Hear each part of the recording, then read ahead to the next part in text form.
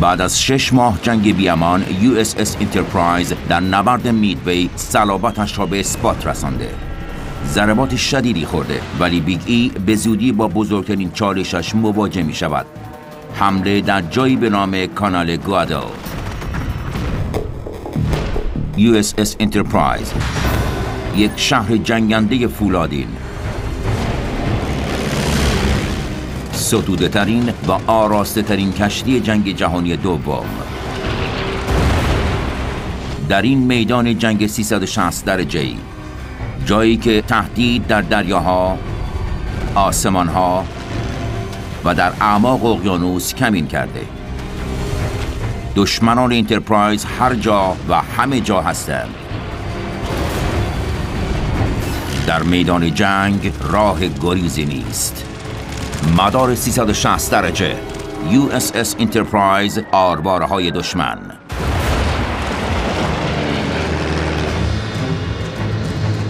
7 آگوست 1942، 6:13 بامداد.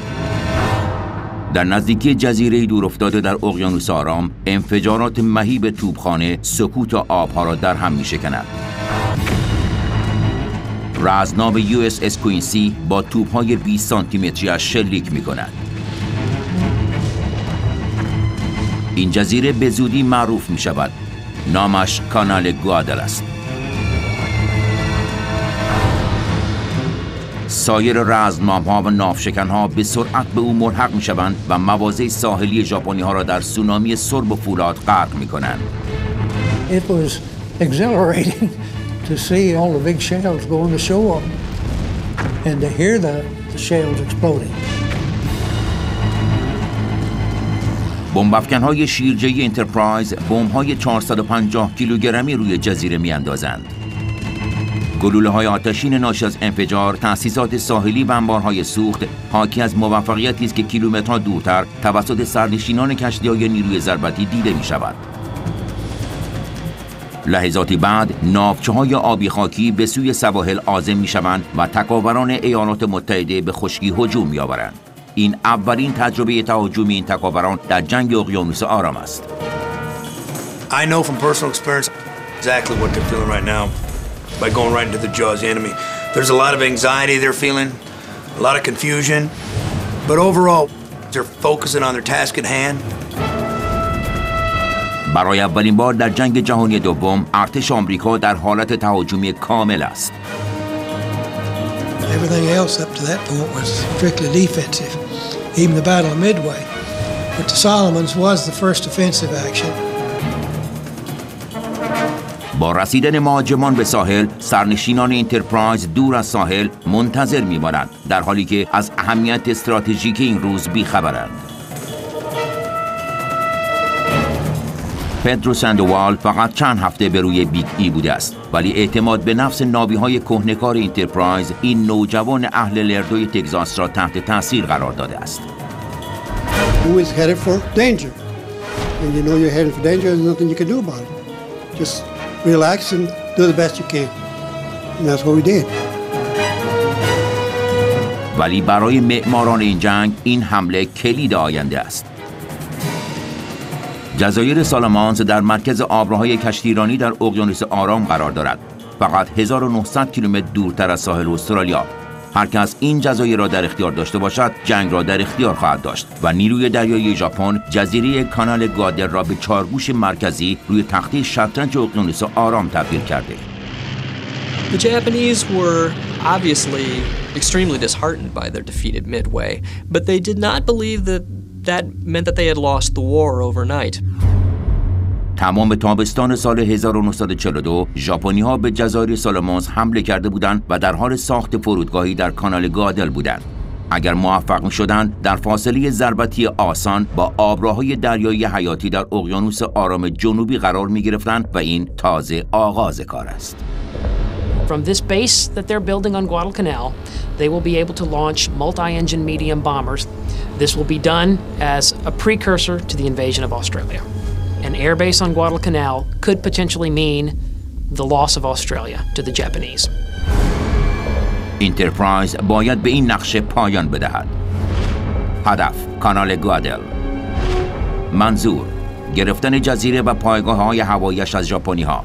استراتژی: اعزام ناوگانی متشکل از رزمنام‌ها، کشتی‌های جنگی و ناوهای هواپیمابر برای بمباران کانال گوادل و پیاده کردن یک لشکر از تکاوران برای حمله به جزیره و سپس شروع رژه طولانی به سمت توکیو.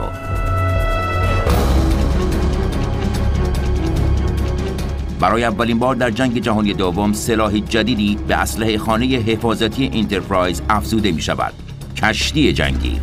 USS نورث کارولاینا یک گروه تهاجمی و دفاعی است که پدافند ضد هوایی را با ظرفیت‌های کانال بمباران ساحلی ترکیب می‌کند.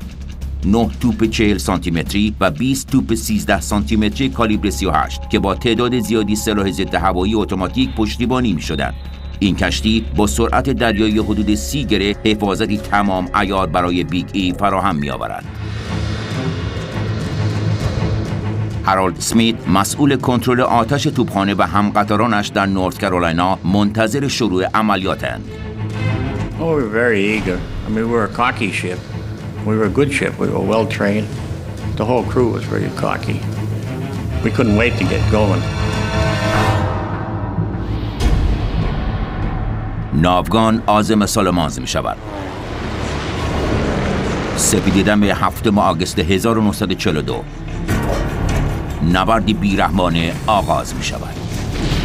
انترپرایز ناوگان هواییش را روانه می کند و کانال گوادان را بمباران می کند. آنها ابتدا باند فرودگاه دشمن را از کار می اندازند. کشتی های سطحی ساحل را بمباران می کنند. سپس تکاوران وارد ساحل می شوند.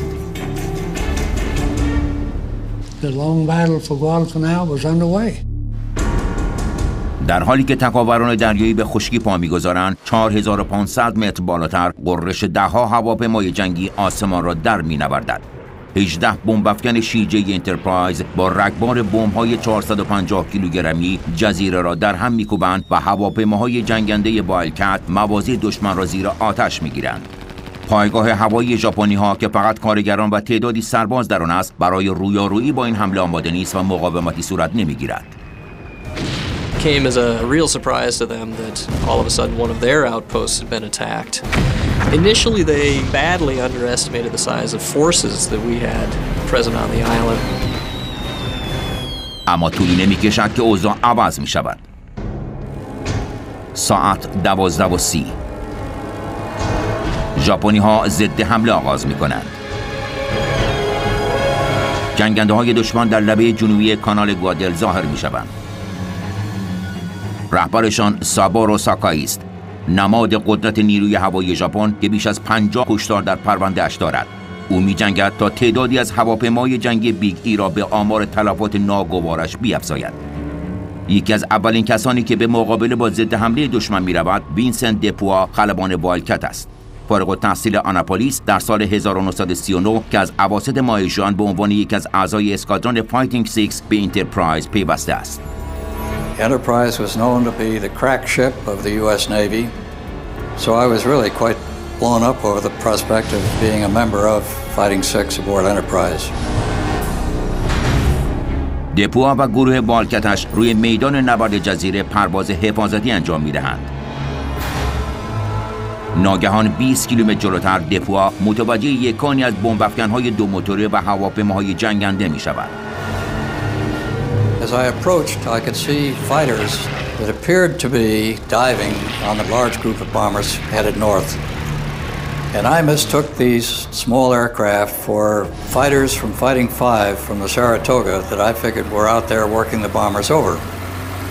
It turned out I was wrong. These were not friendly fighters. These were the escorting Japanese Zeros. دپوا جنگنده ها را نادیده می‌گیرد و به سمت بمب‌افکن‌های در حال پیشروی می‌رود. جنگنده‌های فایتینگ 6 وارد حمله می‌شوند و بمب‌افکن‌های ژاپنی را با رگبار بیرحمانه مسلسل‌های کالیبر 50 از هم می‌درند. دپوا به یک بتی شلیک می‌کند و سقوطش را همراه دود آتش به سمت دریا تماشا می‌کند. تازه او در می‌یابد که در مخمصه گرفتار شده. I heard this ticking sound, and then I realized that I was being fired at, and bullets were entering the cockpit and hitting my instrument panel. از 60 متری پشت دپوها سابارو ساکایی این هواپیمای آمریکایی را به رگبار سرب داغ می‌گیرد. تک‌خال جنگی به قصد کشت نزدیک می‌شود. گلولی به شانه دپوها اصابت می‌کند، ولی با چرخش تندی وارد ابرهای کومولوس مواجی شده و ساکایی را گم می‌کند.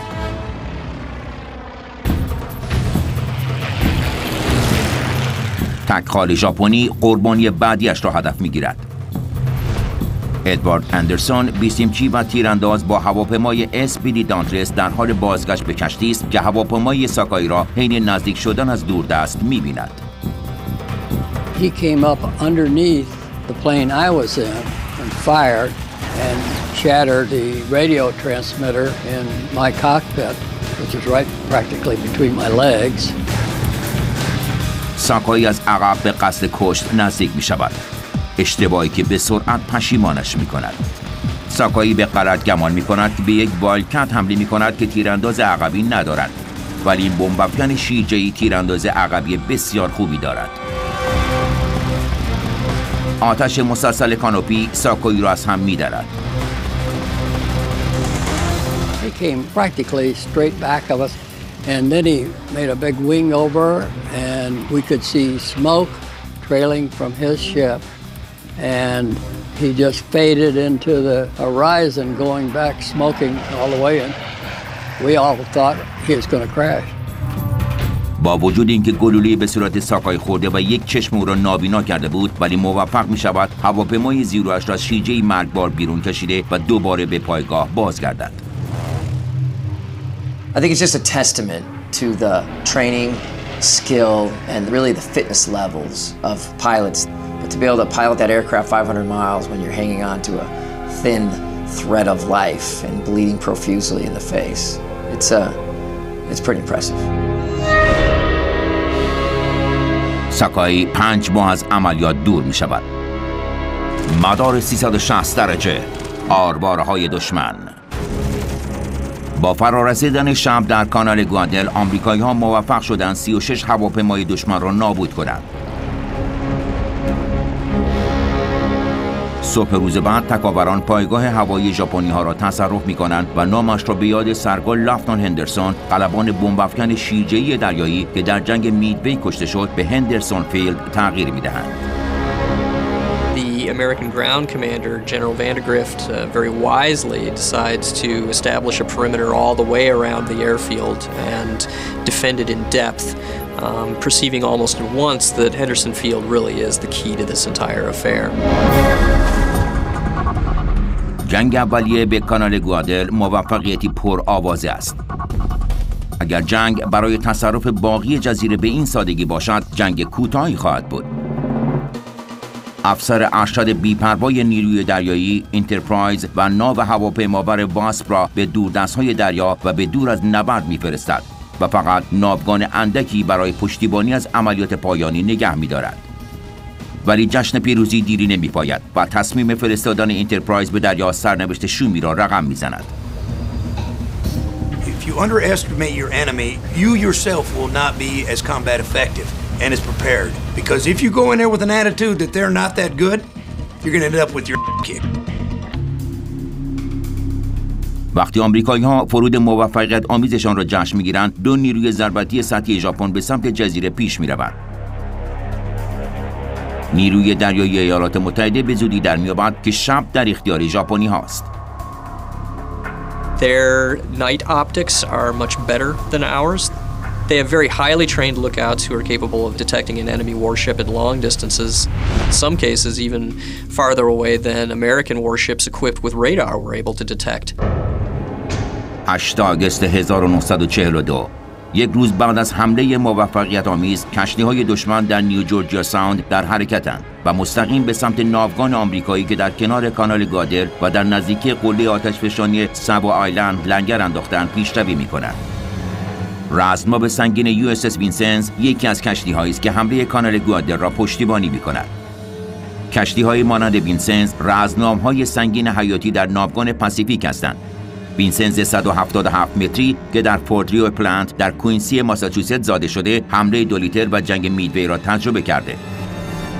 او یکی از 7 رزمناو سنگین نیورلانس کلاس است با جنگ افزارهایی متشکل از توپ‌های 13 و 20 میلیمتری که با مسلسل‌های کالیبر 50 پشتیبانی می‌شوند. در تاریکی مطلق شب نیروهای ضربتی ژاپنی دزدانه پیش می‌آیند و دور شبکه متحد رزمناوها و ناوشکن‌ها می‌لغزند. Enterprise, the carrier, is not anywhere near Savo Island or the waters off Guadalcanal when this happens. And it's probably beneficial that she is. مردان USS وینسنز با صدای توپ و مسلسل بیدار می‌شوند. مشعل‌ها و منورها در افق جنوبی منفجر می‌شوند. با انفجاری عظیم در اطراف، وینسنز با شتاب آژیر خطر را به صدا در می‌آورد. چند ثانیه بعد نوری کور کننده کل کشتی را در بر می‌گیرد. نورافکن‌ها ناوهای محافظ آمریکایی را یافته‌اند. آنها در کانون هدفگیری توپ‌های ناوگانی قدرتمند قرار گرفته‌اند. توپ‌های دشمنی قهار وینسنز را احاطه می‌کند. سربازانش تلاش می‌کنند با برجک آتشبار اصلی کشتی نورافکن‌ها را هدف قرار دهند. ولی خیلی دیر شده است. رگباری از توپ‌های ژاپنی روی این رزمناو فرود می‌آید و 2 اژدر دراز نیزه‌ای آتشخانه شماره 1 کشتی را از هم می‌درد. ظرف چند دقیقه وینسنز در آب می‌میرد. تنها این کشتی نیست. اژدرها و توپ‌های ژاپنی ضربات پیاپی ویرانگری بر رزمناوهای سنگین شیکاگو و کامبرا وارد می‌کند. استوریا و کوینسی همزمان با وینسنز مورد اصابت قرار می‌گیرند. نیروی دریایی متفقین هرگز این اتفاق را پیش بینی نکرده بود. The Japanese Navy had a very well thought out set of night fighting tactics that they used, meaning that even in conditions of surprise and confusion, which are endemic to night fighting in general, they were often able to react appropriately and more quickly than their American counterparts. Probably even more successful than the Japanese element of surprise was the psychological effect on the American Navy. There was a sense that we had technological superiority, better equipment, we had a better Navy, and yet the Japanese used one of their best tactics, shattering that concept.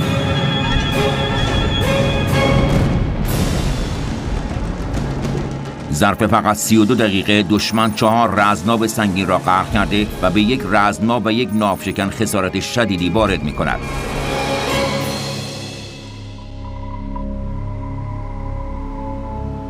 آنچه که از ناوگان آمریکا باقی مانده به دوردست‌های دریا می‌گریزد.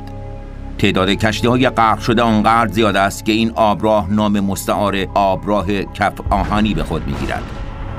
بیش از 1000 ناوی ایالات متحده در جنگ شبانه سابو آیلند کشته شدند. بهای گزاف که برای شناخت دشمن پرداخت می‌شود. The Americans have been successful then in putting ground forces on Guadalcanal, but because of the Battle of Savo Island, the Americans ended up having to pull their supply ships out of those waters very expeditiously.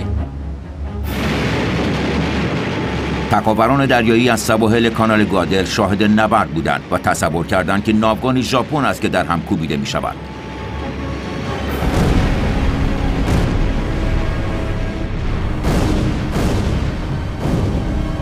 When they wake up the next morning, it's a slightly different situation. In the next few hours, there's not really going to be an American task force at Guadalcanal. They leave. The ones that haven't been sunk pull out. The transports, they offload some of their equipment and supplies, and then they pull out. پیاده نظام تنها و رها شده میماند تا با توپخانه سبک و تفنگ‌های اسپرینگفیلد رایج در جنگ جهانی اول از کانال گوادل دفاع کند.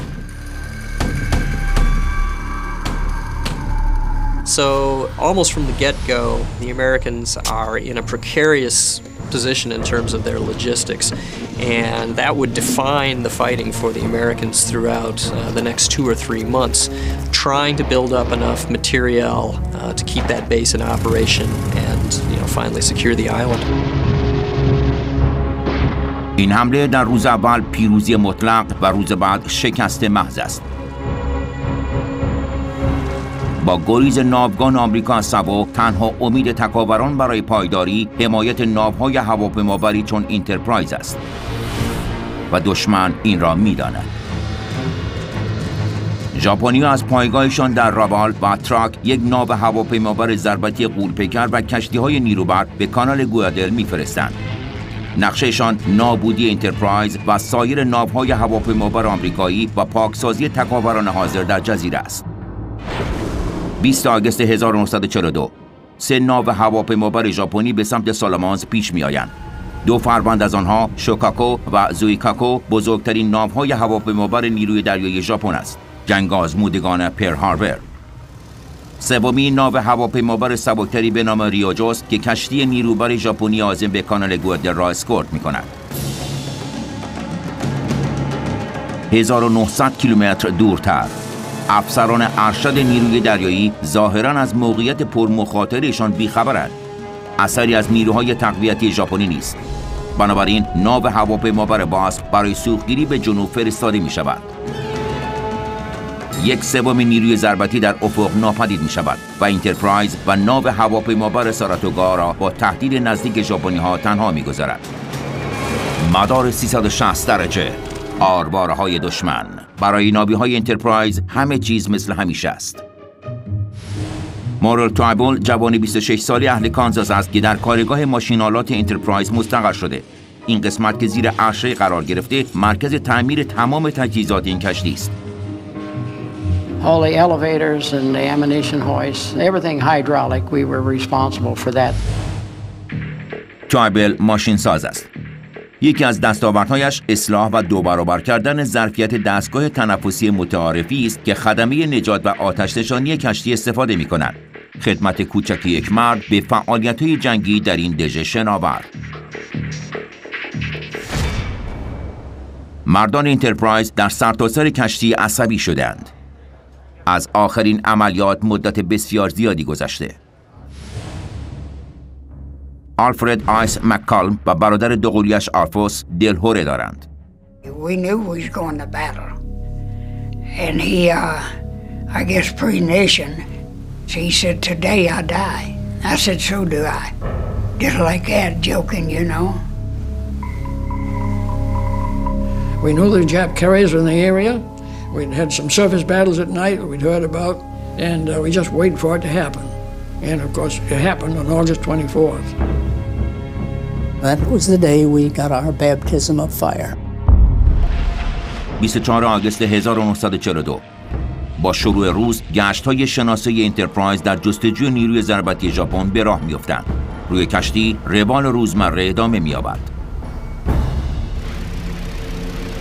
Nothing much was happening, so I went down to the supply office to play a continuation of a checker tournament with my friend Paul Miller. He's a pretty good guy. He was a storekeeper from Omaha, Nebraska, and his widowed mother was at home there and earnestly praying for him, I'm sure. 9:35 دقیقه بامداد. گروه شناسایی انترپرایز چیزی نیافته، ولی یک PBY آمریکایی متوجه هدفی وسوسه‌انگیز می شود. این هدف ناو هواپیمابر سبک ریوجوست که فقط با رزمناو سنگین تون محافظت می شود. PBY مخابره می کند و بمب افکن‌های انترپرایز آماده حمله می شوند.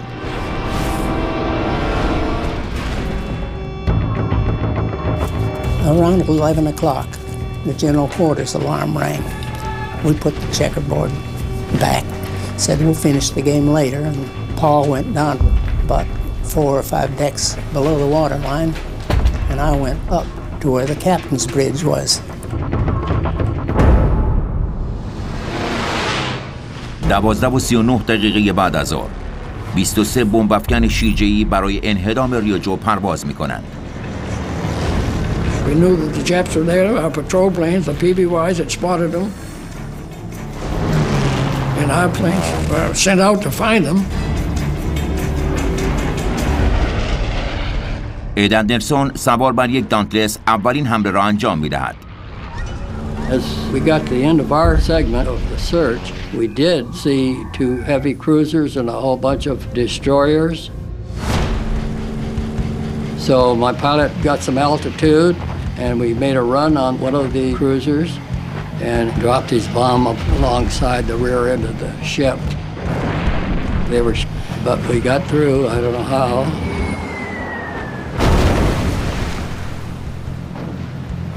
بمب‌افکن‌های انترپرایز ناو هواپیمابر ژاپنی را بمباران کرده و به سرعت به لاشی شناور تبدیلش می‌کنند.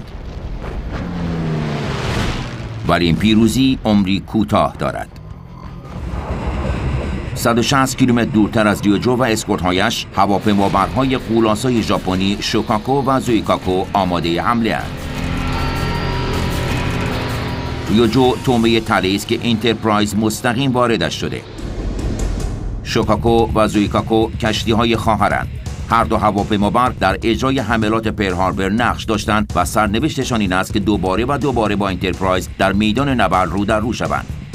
این دو خواهر دوقلو با بیش از 240 متر طول و حداقل 1600 خدمه میتواند بیش از 160 هواپیما را برای انهدام انترپرایز به آسمان بفرستند. دسته دسته بمب‌افکن در فاصله ضربتی بیگ ای به هوا میروند. 4 بعد از ظهر انترپرایز، ساراتوگا و اسکورت‌هایشان در حلقه تنگ پیش میروند و فقط منتظر دیدن لاشه کوچک هستند. رادار آمریکایی‌ها هیچ هواپیمایی را ردگیری نکرده ولی باید میکرد. 140 کیلومتر دورتر یک حمله هوایی وسیع در پیش است. There was a horrible breakdown in terms of the radar functionality on board both of the American carriers. Normally, we had been getting detection ranges of up around 75 to 85 miles, and in this case, didn't detect the incoming Japanese aircraft until they were almost on top of the Americans. My good friend Charlie Mason and I were on the flight deck. We watched the ship's radar point in a certain direction and stop revolving, just hunt back and forth.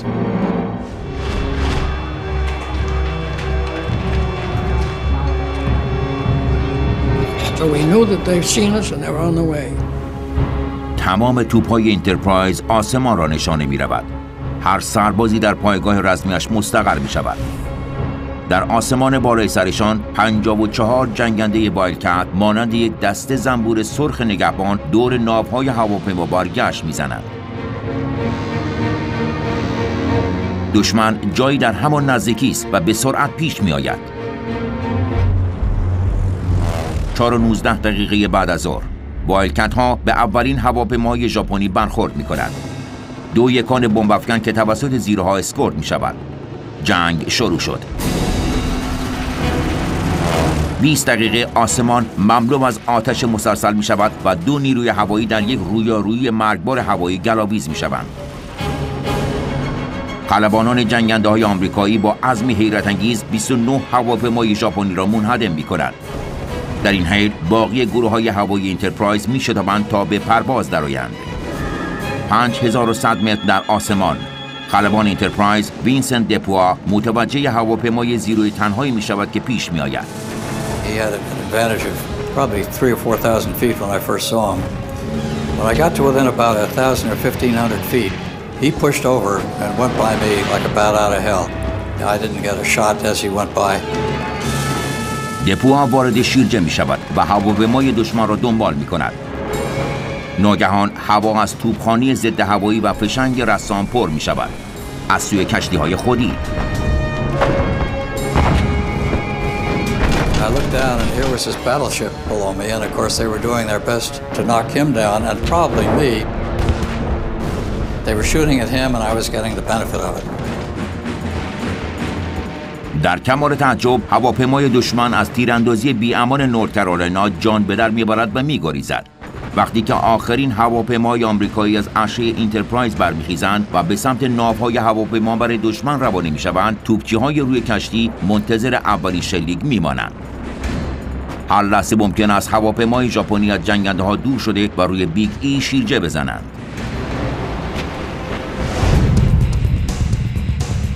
یکی از پدافندهای اصلی کشتی آتشبار 20 میلیمتری است. اورلیکان 20 میلیمتری یک مسلسل کالیبر 70 ضد هواپیما با خنک کننده هوایی است. این سلاح برد موثر 910 متری داشته و 450 گلوله در دقیقه شلیک می‌کند. دو تکاوری که پشت این سلاح 20 میلیمتری در صف چپ کشتی قرار می‌گیرند، جو شینکا و فرانک گریوز هستند. Platoon Sergeant Joe Shinka was a character aboard ship, always giving us young sergeants a bad time. Joe always chomping a cigar when he could get them. But on the 24th of August, Joe spotted dive bombers. شینکا بازتاب نور خورشید را روی بالهای هواپیمای وار دشمن می‌بیند. او منتظر دستور نمانده و شلیک می‌کند. به محض اینکه 30 بمب‌افکن عمود رو از آسمان شیرجه می‌زنند، باقی آتشبارهای کشتی هم شلیک می‌کنند. روی عرشه پرواز روی بلاد و دوستش چارلی میسون با ناباوری به این صحنه خیره شده‌اند.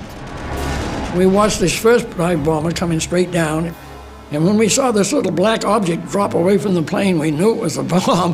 I said, Charlie, let's get the hell out of here. And boom, that's when it started. اولین بمب خطا می رود. تمام آتشبارها سرب داغ پرتاب می کنند و رگبار گلوله از انترپرایز فوران می کند. درست پشت سر انترپرایز، کشتی جنگی 45,000 تنی نورد کارولاینا آماده است که دشمن را به جهنم بفرستد. We knew it was a fairly good strike. Enterprise was their target. They were paying more attention to the Enterprise than the rest of us. کشتی جنگی نورد کارولاینا موج از شلیک ضد هواپیما به آسمان می‌فرستد. این فوران کوبنده کل ناوگان را غافلگیر می‌کند. And the Enterprise asked us if we were on fire because we were firing so many guns at the planes. در انترپرایز خدمه توپ 13 سانتی متری هواپیمای دشمن را به رگبار گلوله توپ می‌بندند. اولین سلاح دفاعی انترپرایز 8 توپ 13 سانتی متری کالیبر 38 دو منظوره است که بهترین نمونه در جنگ جهانی دوم است. وقتی تیمی از تیراندازهای بیگ ای پشت این جنگ افزارها بنشینند، می‌توانند 15 گلوله انفجاری 13 سانتی متری در دقیقه با برد حداکثر 16500 متر شلیک کنند. ولی این قدرت شلیک هزینه‌ای دارد. تیراندازها در فضای باز ایستاده و تقریباً هیچ حفاظتی ندارند. یک کلاه فولادی تمام چیزی است که بین آنها و مرگ هولناک قرار گرفته. The ship is shaking and roaring with noise, vibration. That's when the fear comes. It's not the fear so much of dying, it's the fear that god-awful noise must mean something is coming at us. همچنان که شلیک بی امان انترپرایز را می‌لرزاند، کشتی تدبیری اجتنابی پیش گرفته و مثل یک موجزن حرفی روی دریاهای متلاطم با حرکتی مارپیچی بالا و پایین می‌رود. Basically, there's no place to go. The dive bombers were aiming right for the middle of that flight deck.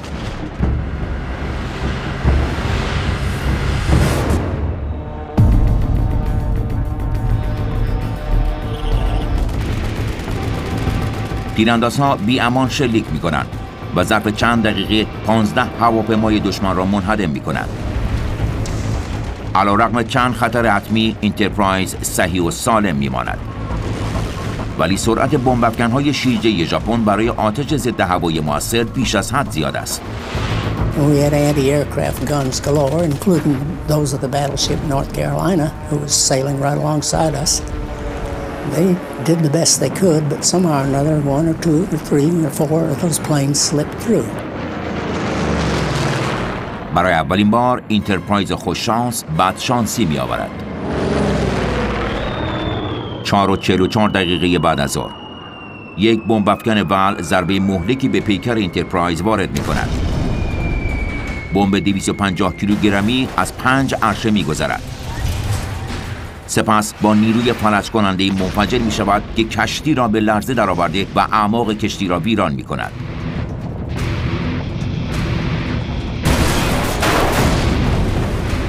First bomb hit right back at the fantail and went down to the keel of the ship where my friend Paul Miller was located, and his crew of 22 damage control repair people was wiped out immediately.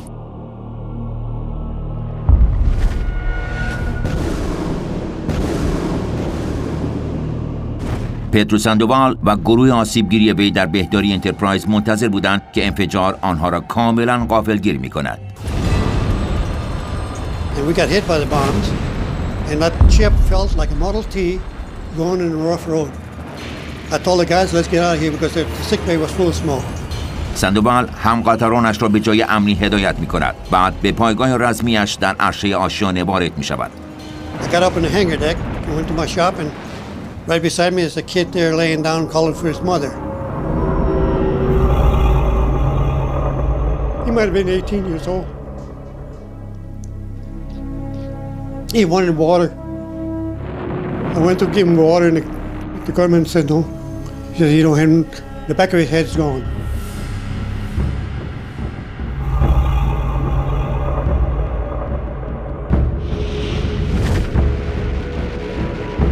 وقتی بمب اصابت می‌کند، جیمز بارنهیل 2 طبقه بالاتر از عرشه پرواز بود.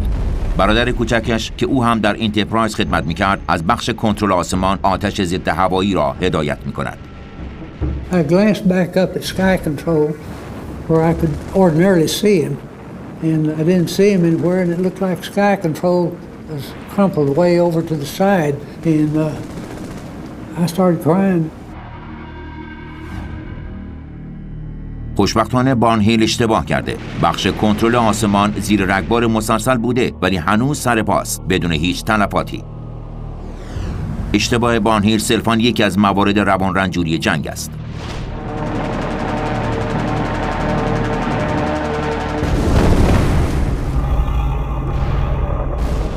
Bomb had hit just below us and blew all those guys' parts on up there with us, and yeah, I guess I was in shock.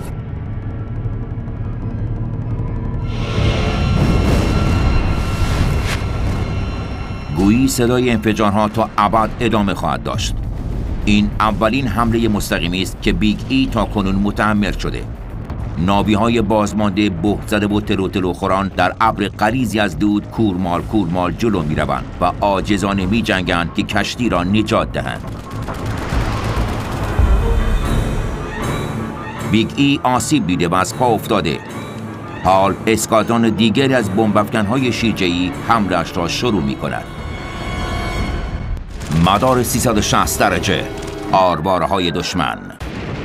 24 آگوست 1942 نزدیک جزیره کانال گوادل حملات هوایی مرکب USS انترپرایز را زیر آتش می‌گیرد. 4:44 دقیقه بعد از ظهر یک بمب‌افکن شیرجه‌ای بمبی را مستقیما روی عرشه بیگ ای رها می‌کند.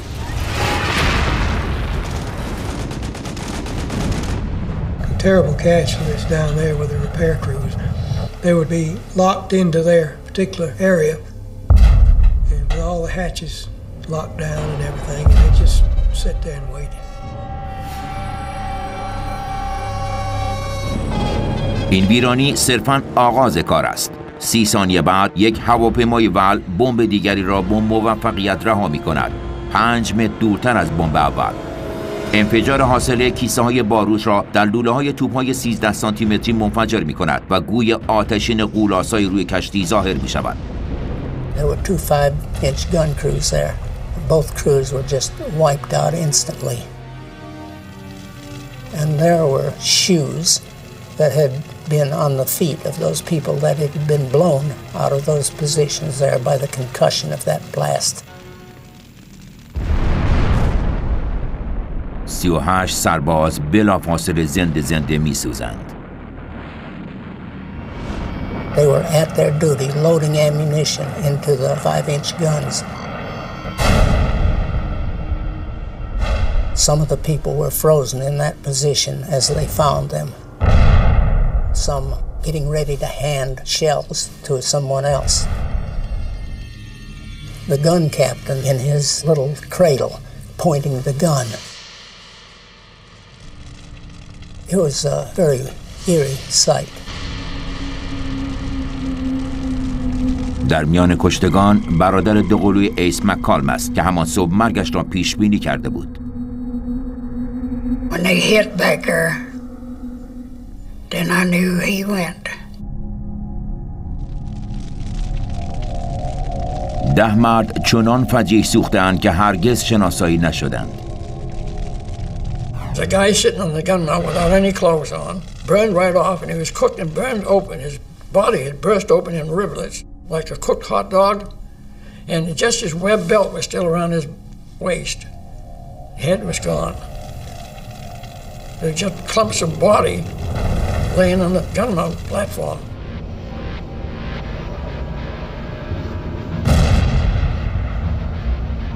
For months after that, you couldn't eat because the smell of the flesh was in there all the time.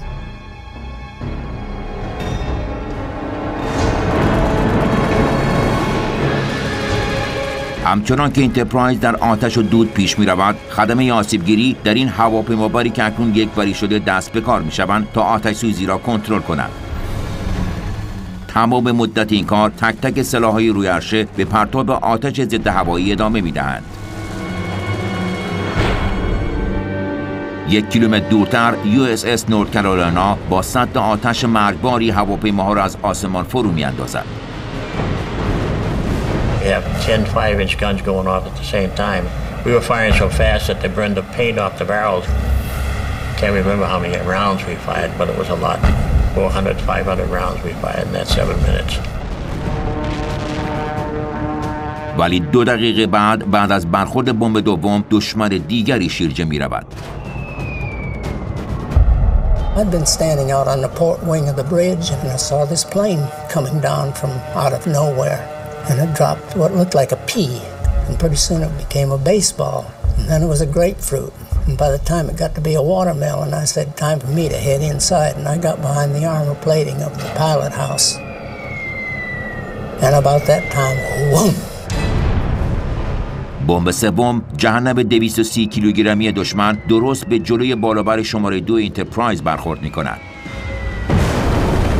این انفجار یک سوراخ 3 متری در عرشه پرواز ایجاد کرده و سکوی بالابر را ویران می‌کند. It went down into the hangar that space and exploded in pieces. But the worst damage was back aft, where it set the ship on fire, broke down the steering mechanism. روی پل کاپیتان آرتور دیویس دستور چرخش کامل سکان به سمت چپ را صادر می‌کند، ولی سکاندار نمی‌تواند واکنش از سکان بگیرد. بمب مکانیزم فرمان را از کار انداخته. انترپرایز کت شده و از کنترل خارج است. حال باید کل نیروی ضربتی اطراف انترپرایز دورهای حلقه‌ای بزنند تا از برخورد جلوگیری شود. We were going round and round in circles. The flight deck was at quite an angle and we were losing airplanes over the side. They would just fall off the side. To lose the helm in the middle of a battle, that's the worst thing that the captain of a ship could ever live to see. انترپرایز عاجزانه دایره‌وار میچرخد و نزدیک است به یک از ناوشکن‌ها برخورد کند. We couldn't steer out of the way of other ships. We were panicked. We had fires. We were damaged below decks. We were circling in a very tight circle and blowing the emergency whistle to keep the other ships out of our way, to keep from colliding with them. And we circled for quite some time.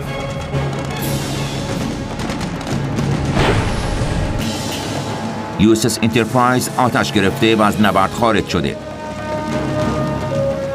آخرین بمب افکن‌های ژاپنی که مأموریتشان را با موفقیت انجام دادند، حمله را پایان داده و در ابرها ناپدید می‌شوند. افراد زیر عرشه‌ها عاجزانه تقلا می‌کنند تا آتش را خاموش کرده و کنترل کشتی را به دست بگیرند. Got orders from main control to go back and try to find out what happened in the steering gear. دود آتش راهروها را پر کرده، ولی سرپرست مکانیکا کمک ناخدا ویلیام اسمیت سلاحی سری دارد. دستگاه تنفسی دستسازی که موریل توایبل ماشین ساز ساخته. I gave it to him and he said, I'm going down the steering gear, and he took off and went. Those fires were raging down and around the engine room quarters, and the temperature gauges registered up to 180 degrees, and those gauges had gone as high as they could go. I've been told that at 145 degrees, the sweat will all disappear from your body. You start having chills, and the linings of your lungs will become charred and seared.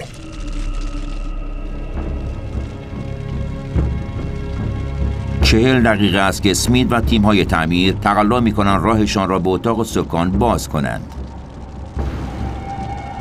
Sure, it was hot down there and there was smoke, but he saw that hydraulic big valve was in the neutral position. اسمیت سوپامپ را در دنده قرار می‌دهد و حال سکان تحت کنترل قرار می‌گیرد. دستگاه تنفسی توایبل یا RBA انترپرایز را نجات می‌دهد. If he hadn't have had this RBA with this stuff on it, he wouldn't have been able to get down there as quick as he did. How these guys survived, I will never know. I think they're the true heroes of that day there, because they got the ship righted, they got the rudder straightened out, they got the gears greased, and they got the ship back on course. When the USS Enterprise leaves the field of battle at Eastern Solomons, she's hurt. She's hurt bad. عرشه کشتی از هم دریده و با دود آتش احاطه شده. بالابرهای شماره 2 و 3 هواپیما از کار افتاده است. شکاف‌های لبه تیز و سوراخ‌های بسیار بزرگ بدن کشتی را از بین برده و آب دریا هنوز هم سیل‌آسا به اعماق کشتی می‌ریزند. مردان انترپرایز با راداری از کار افتاده متوجه نیستند که موج دومی از حملات هوایی از ناوهای هواپیمابر عظیم ژاپنی به راه افتاده. ولی سرنوشت چنان رقم می‌خورد که آسیب دیدگی بیگ ای نجاتش می‌دهد. بمب افکن‌ها قادر به یافتن انترپرایز نیستند چون دیگر در مسیر قرار ندارد. Later, the radar picked up a large flight of Japanese planes the southwest of us, where we would have been had we maintained that course. So we think that going in a circle for an hour or two saved us from being hit.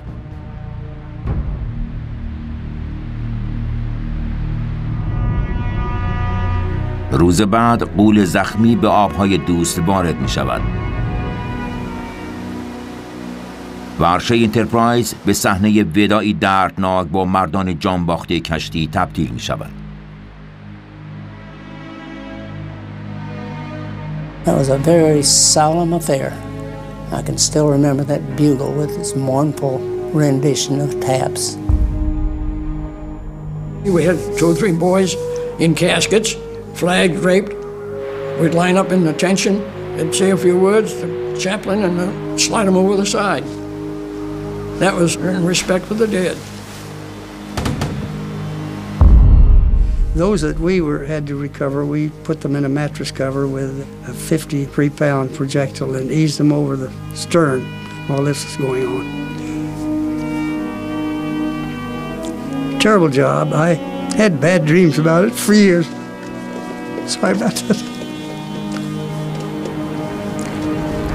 Except for the fact that young Captain Randall moved us to the 20 millimeters.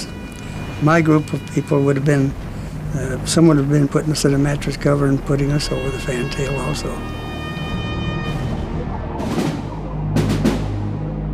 He was not an 18-year-old boy no more. He was a man. Met you in a hurry. You grew up fast. You grew up fast. 77 مرد کشته شدند. 91 نفر زخمی شدند و انترپرایز دیگر شکست ناپذیر نبود.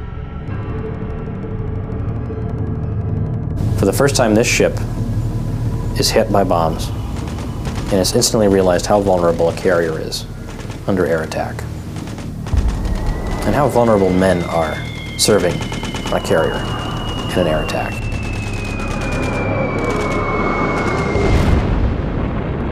نبرد انترپرایز را ویران کرده، ولی پیروزی از آن آمریکاست.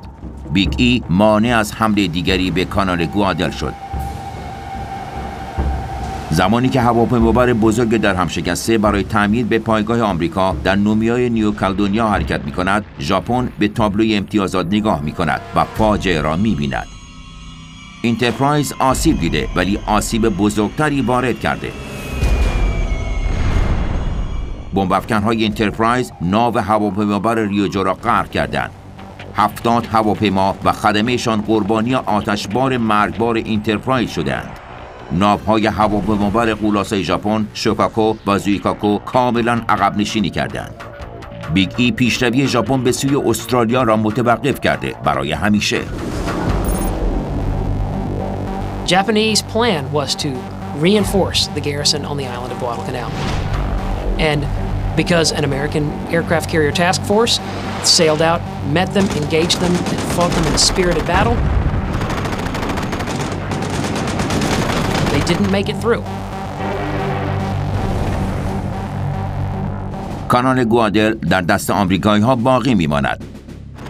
نبرد سالمونز شرقی یکی از پیروزی‌های تاکتیکی و استراتژیکی ایالات متحده است.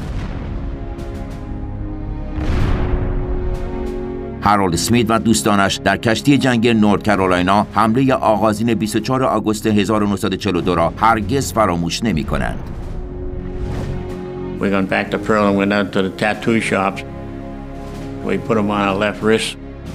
هرچند زمان و گذر سالها این تاریخ را کمرنگ کرده، ولی هنوز روی پوست این ناوی‌ها باقی است. یادآوری ابدی.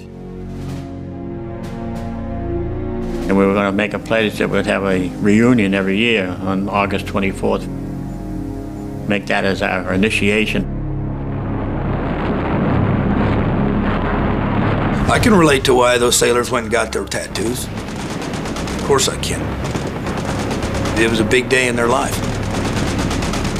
And I'm sure every day he looks at that, he thanks God that he's alive.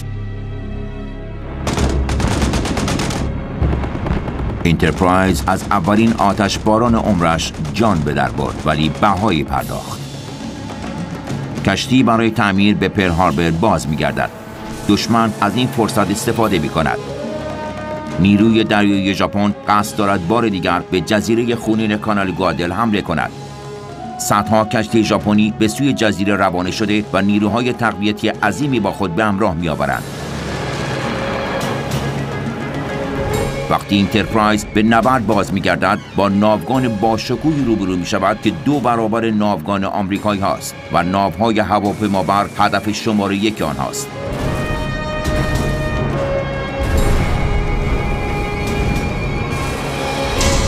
انترپرایز زخمی ولی شکست نخورده به زودی به جنگ دیگری می‌شتابد.